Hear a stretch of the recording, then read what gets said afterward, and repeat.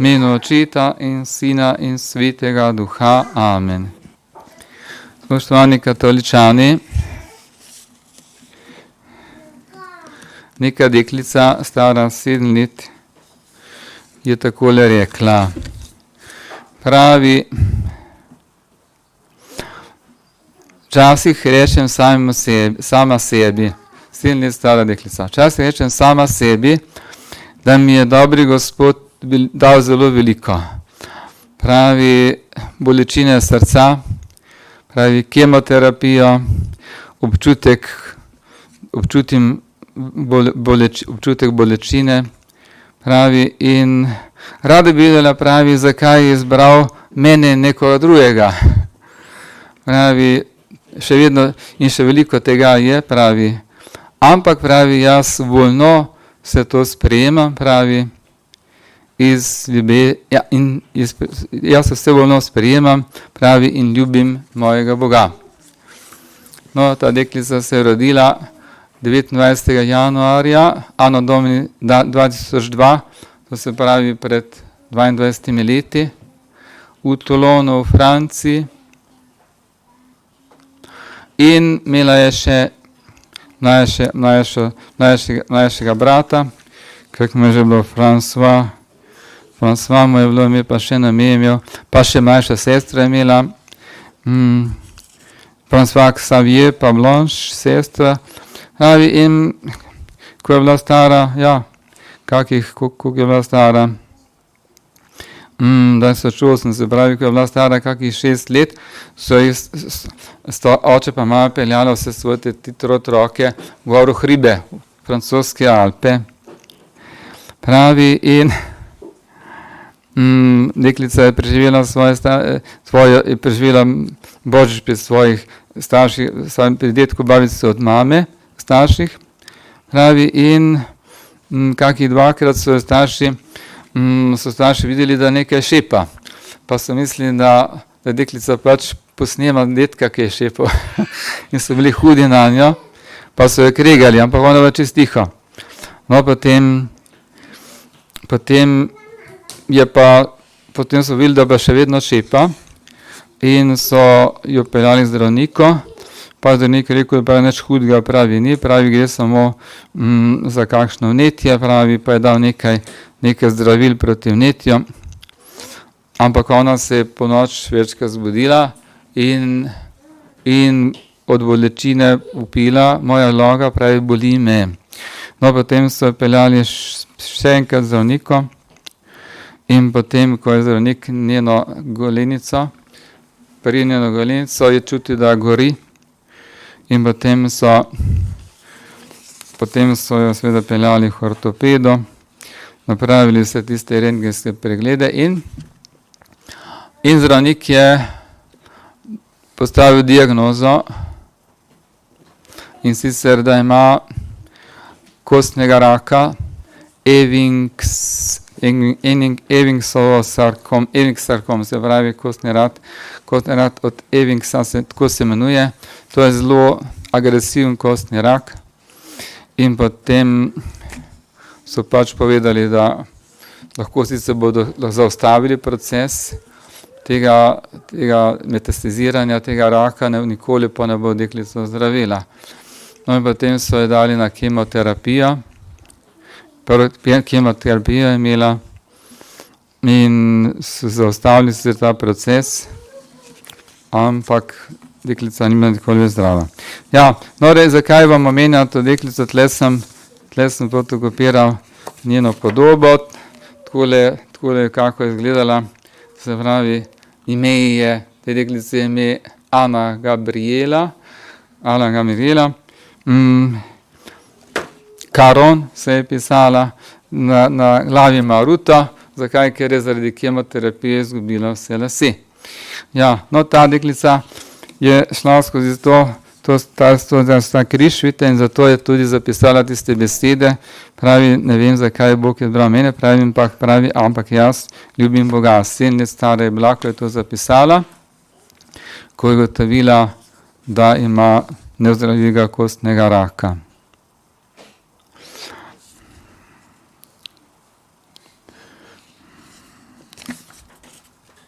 rad bi samo nekaj dogodkov z njega ženo omenil, vidite, ker je zgled, kako je treba trpeti.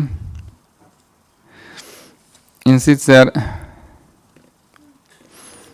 zgodilo se je, da recimo nekoč, da je mama, ko je bila pač v bolnici večkrat zaradi kemoterapije in se tisti pregledal, da je mama nehote iglo iz katetra ven spula, imeli pač katetra v žilah noter, da so ji dali, da so tiste kemikalije noter v žile dali. Pravim, potem seveda se je hitro opravičila, bala se je mama, da ji bo povzročila kakšne bolečine brez potrebe zaradi tega, ne, in nazaj tisto iglo dala v kateter noter, ampak ona pravi, mi je objela s svojimi tankimi rokicami, kaj je shujšala tudi zaradi tiste bolezni, objela pa je rekla, pravi, ne krivim te, pravi, ker si pač pomotama iglo dala ven, pravi, ampak če bi se zaradi tega sekirala, pravi, bi bilo pa narobe. Tako je rekli, ona je zelo sočutna do svojih bližnjih in nekoč je rekla, pravi, sedaj danes bom zelo omotična, pravi, zaspana, zato ker sem prosila Gospoda, da bi mi dal vse bolečine vseh otrok, ki so te v otroški bolnišnici.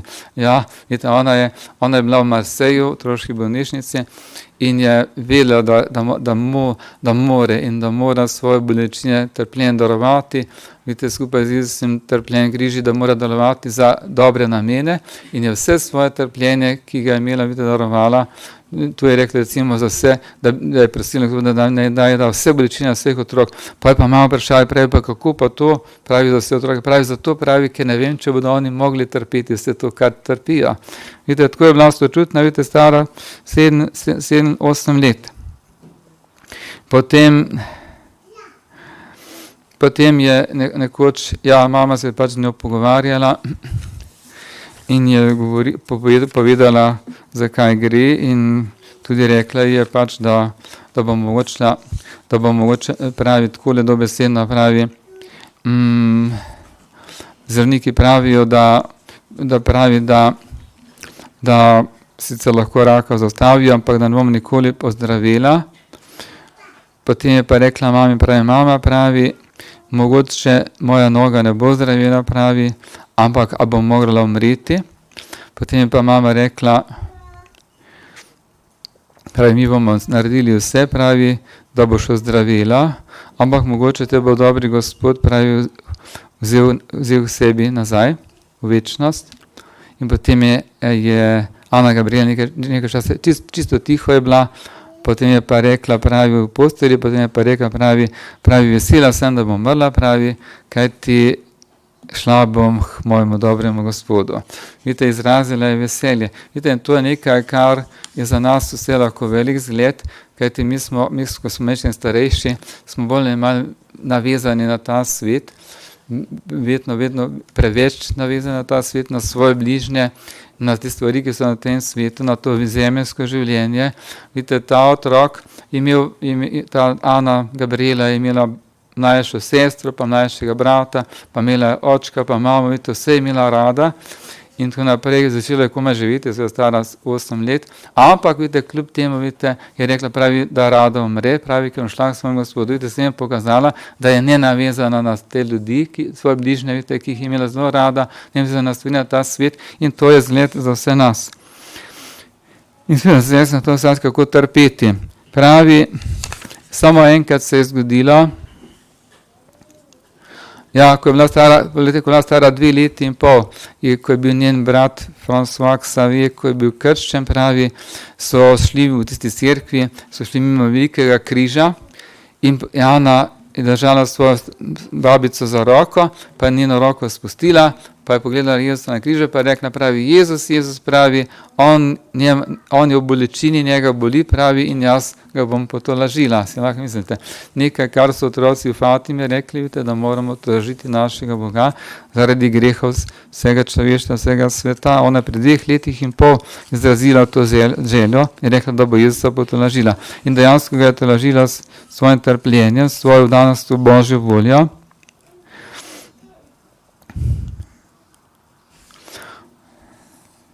Ja, in tisti duhovniki, ki so za nas skrbeli, to sta bila dva duhovnika, očeta Benoit Vianney Arnold, pa Father Jean-Raphael Dubrel.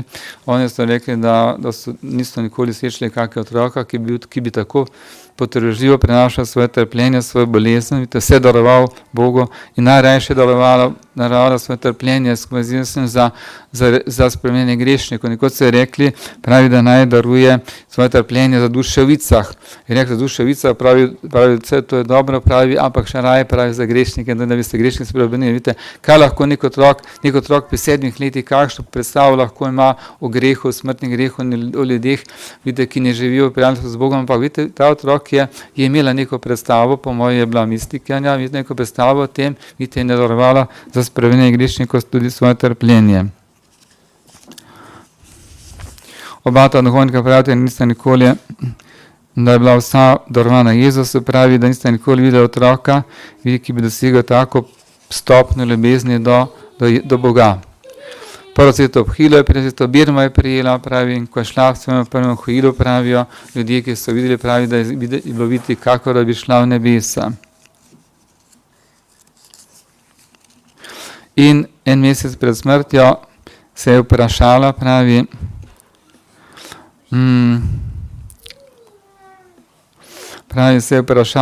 ali kdo na zemlji, pravi, ve, da 8 let stara deklica, pravi, trpi za njih. Vidite, tako je sama sebi imenovala. Ni rekla po imenu, ampak da 8 let stara deklica trpi za njih, tako se je vprašala. No, potem se je pa zgodilo, da ona je pač šla skozi različne stopnje svetosti in na neki stopni je rekla, pravi, mama, pravi, upam, da je vse to res, kar mi ti govoriš o Bogu, o večnem življenju, o smrti, o življenju po smrti. Potem pravi, ni hotela Boga užaliti, pravi, ampak hotela verovati, seveda verovati, to je za vero, pravo vero in seveda starši so imeli, so bili zelo tradicionalno, katoliško vero so imeli. In je prosila Boga, da naj ne pretirava pač v njih darovih, ker je pač toliko trpela. In samo enkrat se je zgodilo, namreč tik pred njeno smrtjo so vsi protibolečinska sredstva so odpovedala, ker pa je pač rak, ko je enkrat rak na taki stopni, ko so metastaze v poslednjem telesu bile, mislim, da noben morfij, pa nobeno sredstvo protibolečin ni pomagalo. In takrat je rekla, pravi, takrat je bilo edinokrat, da je rekla, čekajte, da bolim kaj, pravi, ja, prosila je za pomoč, naj pomagajo in pravi, dobri Gospod, pravi, je napravil, naredi preveč za mene, nekako tako, in to je bilo edinokrat, da ni več sprejemala bolečine, kajti hude bolečine so bile. No, zanimiven dogodek iz njenega življenja, ko je mama peljala na nek obisk, ki je imela, pravi, in potem je začela na tistem obisku govoriti z neko njeno prijateljico, verjetno o nekih ljudeh, ki jih ni marala. In Ana je zaustavila, pa je rekla, pravi, nisem prišla sem, da bi poslušala takšne stvari. Pravi, nikdar ne bom več pozabila, vidite, te lekcije, ki me je dala njena lastna hčerka, stara 87 let, pravi, da se ne sme govoriti grdo, slabo, brez potrebe o drugih bližnjih, ki niso navzoči. To je otrok, vidite, ki dosegel veliko stopnjo svetosti. No, potem je pa zadnje njene besede so bile, to se pravi, to je bilo 23. julija 2010 v Marseju, v bolnici, pravi pred 14 leti. Zadnje njene besede so bile namenjene očetu Arnoju, duhovniku, in je vprašala, pravi, ali bom šla, pravi, v vice po smrti, pa je rekel, pravi, ne šla boš naravnost nebesa, kar se je verjetno tudi zgodilo. To njeno sveto življenje so potem ti duhovniki predstavili škofu in škof je dovolil, da se začne postopek za njeno beatifikacijo in ta postopek kolikor sem jaz razumel iz članka, se bo letos se je začel 12. septembra 2020 pred 4 leti. To se pravi, njen naziv je Božja služabnica Ana Gabriela Caron. Vidite, to je tak lep dogodek, ki se je zgodil v življenju te deklice in je zgled lahko vsem nam. Današnji evangelij pravi, kako je Jezus osvobodil mrtvega človeka od mrtvih, mladega fanta od mrtvih, edinega sina vdove. Seveda, če je bila vdova, imela edinega otroka, mož je umrl, je to pomenilo za takratni čas, da je bil to edini otrok, ki je lahko za svojo mamo skrbel za stara leta. Takrat ni bilo pokojnin, ni bilo zavarovanj takih in drugačnih, pač pa so seveda morali otroci za starejše, starše poskrbeti. No, in Jezus je seveda tega fanta obudil za to, da je lahko skrbel za svojo mamo in hkrati seveda pokazal, da je Bog, kajti samo Bog lahko od mrtvih obuja. In v evangelijih imamo 3 primere teh obuditev od mrtvih, ampak verjetno jih je bilo še vedno veliko več, ki pa niso zapisani. No, današnji svet lahko rečem, vidite, seveda Ane Gabriele ni Jezus obudil od mrtvih, pač pa je vzel v nebesa, kajti s svojim življenjem, vidite, s svojim življenjem si je zaslužil nebesa, s svojim trpljenjem, sotrpljenjem, zdarovanjem, vidite, za grešnike, za duševice, za svoje bližnje. In seveda to je tudi naša naloga, kada nas kaj boli.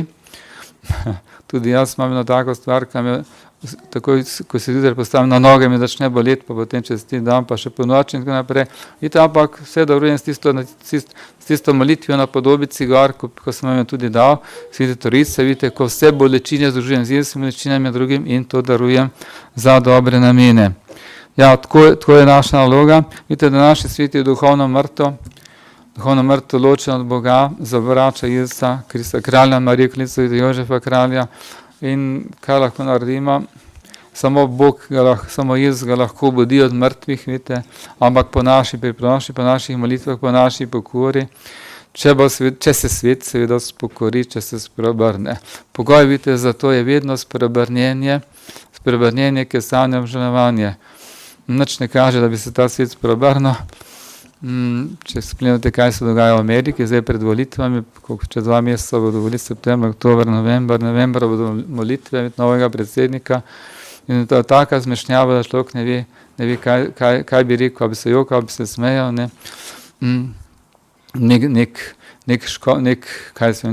Nek laik reče, ja, katoličani lahko volijo Trumpa, Trump pa spet pravi, da bo on, če bo postal predsednik, da bo se pravi, da bo spočenje otrok v provetah za vso Ameriko legaliziran, nekaj, kar je popolnoma nasprotno z katoliško moralo, seveda on ni katoličan, je protestant, ne?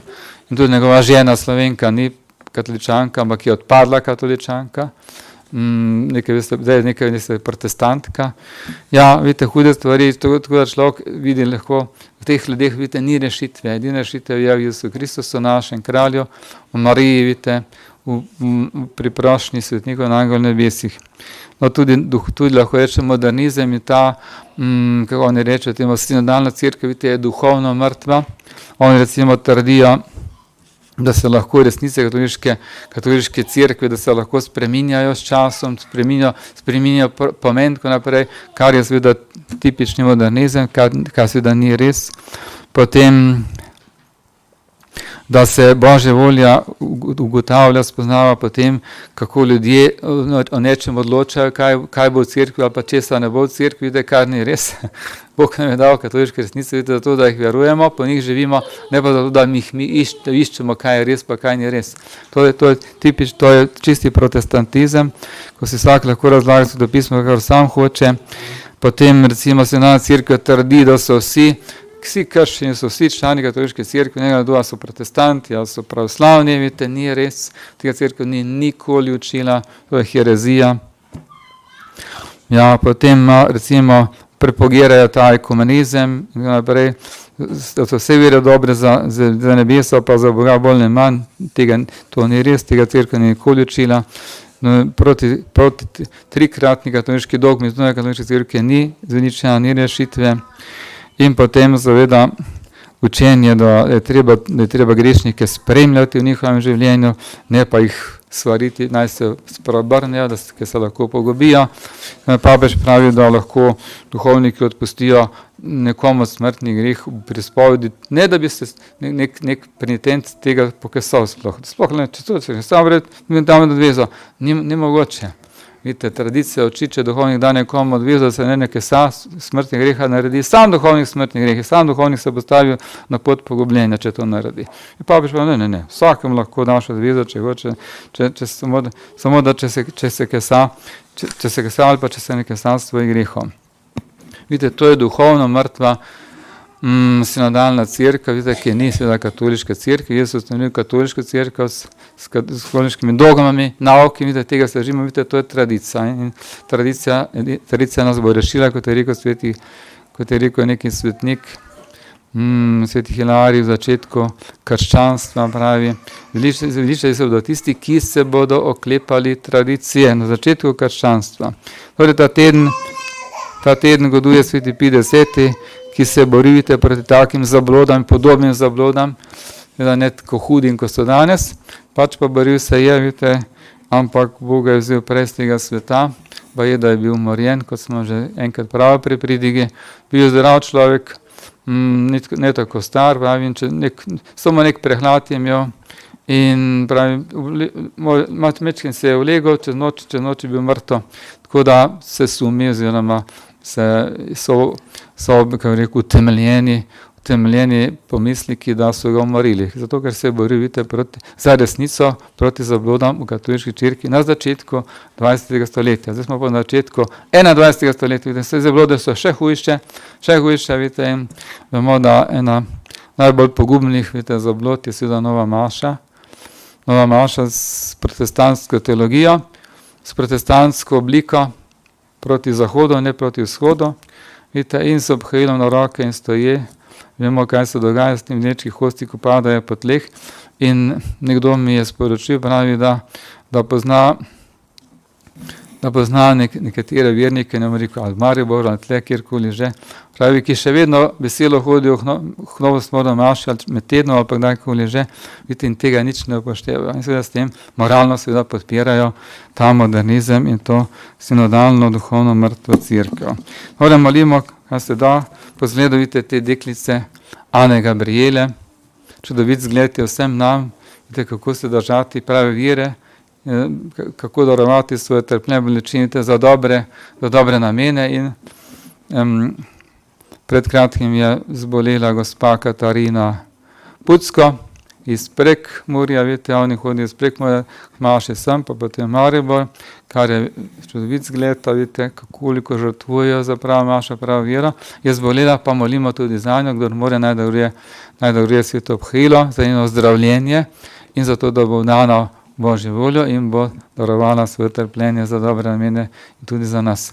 V imenu Očeta in Sina in Svetega Duha. Amen.